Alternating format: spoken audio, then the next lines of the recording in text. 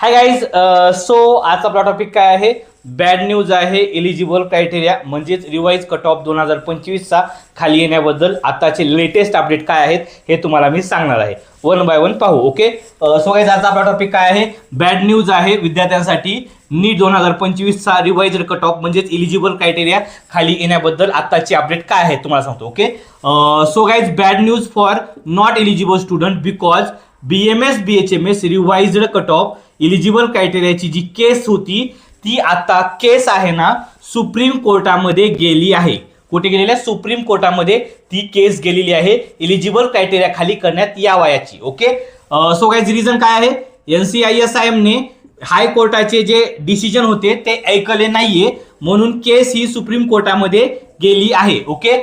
NCSIM कडे power असूनही cut off खाली करण्यात आला नाहीये. ओके. सो गाईज एलिजिबल क्रायटेरियासाठी केस ही MP म्हणजे मध्य प्रदेश आणि कर्नाटकच्या कॉलेजनी केलेली आहे. सो वाटत तर नाही आता एलिजिबल क्रायटेरिया खाली येऊ शकतो कारण की यामध्ये महाराष्ट्राचे कॉलेजेस नाहीयेत. आता बघू पुढे काय होतं ते. ओके.